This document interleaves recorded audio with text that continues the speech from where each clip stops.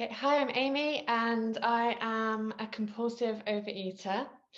I have been in OA for a year this month, and I'm 2 weeks away from a year abstinence as well.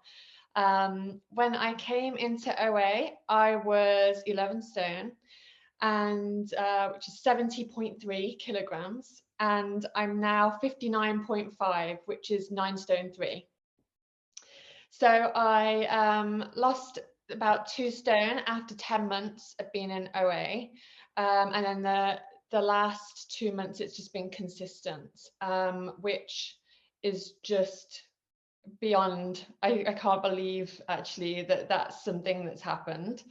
Ironically, I always wanted to get to 9.5 when I was, no matter how much binging, restricting, whatever diet I was on, nothing quite got close to that target. And since I've handed it over, I've become a natural slim person, which I just can't believe.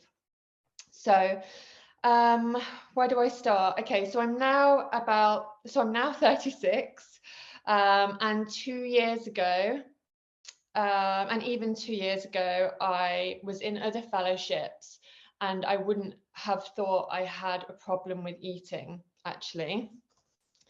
I had never seen food as a problem before, and I was preoccupied with other drama and things happening in my life.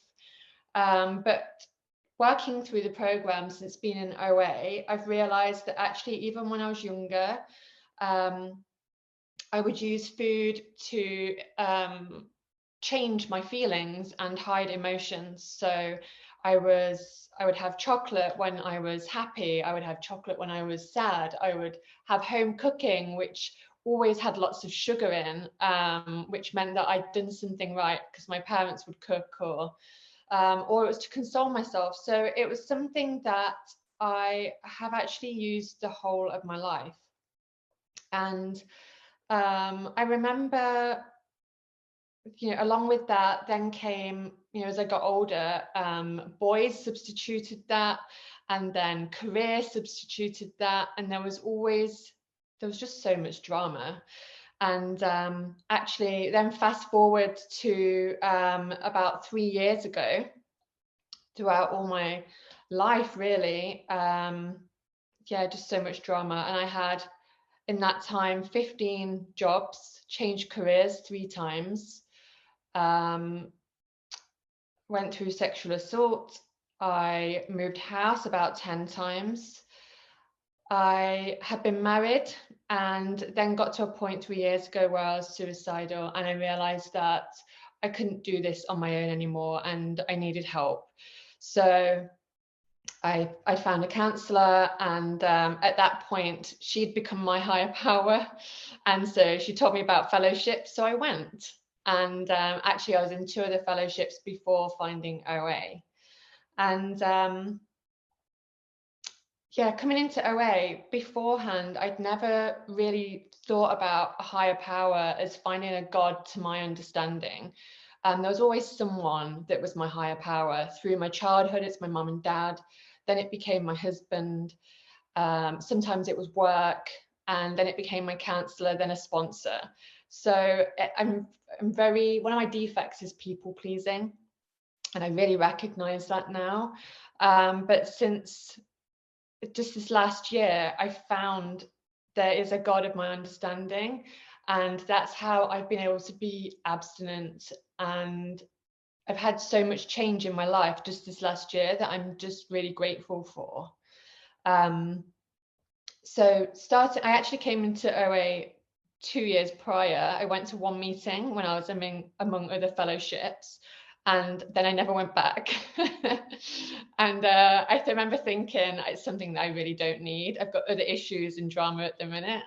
And then a year ago, I found the same meeting, and I found that same sponsor that had reached out to me those years ago, and I was ready to realize actually what food had done in my life and what role it played. And I'm just really grateful for meetings and finding that sponsor. But also, since being in that, I'm in a job that's steady. I'm going through a separation, but me and my husband are friends, which I never thought would be possible. And I have a house and I have Christmas on my own this year. And I'm not, yes, I am an addict and I have the impulse to go into victim very easily. That's one of my strongest, probably defects. But right now, today, I have so much to be grateful for. And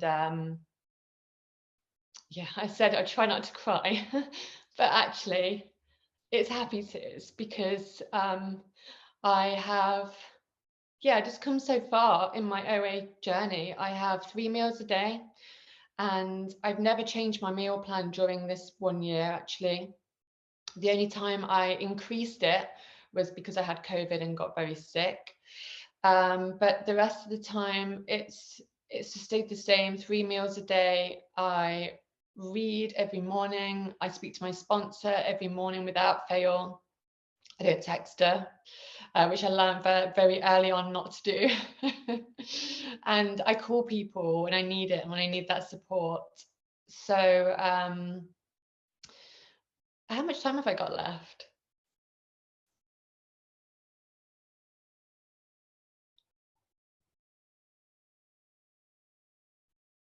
Sorry, I can't hear you, Jenny. Jenny, you're Sorry. on mute. Yeah, sorry. It's a total of 15, is that correct? So it's like, yeah. So you've got 6 more minutes until the 5 warning. Thank you. Thank you. I thought that would go a bit longer. Okay, so what else could I share on? So at the minute, I'm in a job where I found a career that isn't so focused in fashion. That's what I used to be in. And I found that really played into this ego that I had.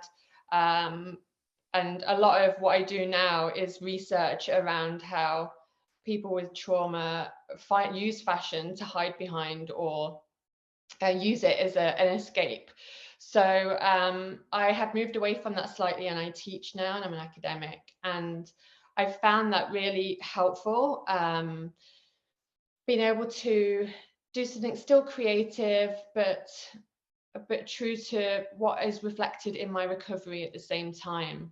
I don't think I could go back into industry now, but it's good I feel like I can help others now by, just through OA and through fellowship, but also by being there for students and being able to see,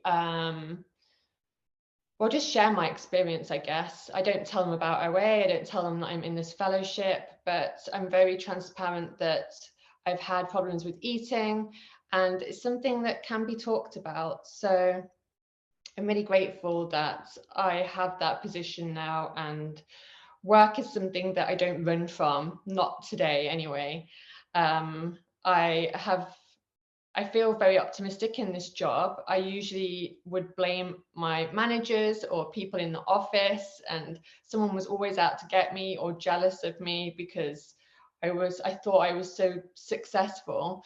And actually I'm just an addict that is trying to not hurt people every day and remain abstinent and talk to my higher power. And that's been life-changing since being in OA. So I'm running out of things to share, so I'm going to leave it there actually, but I hope it's been helpful. It was a whistle-stop tour of my past, but thank you for letting me share.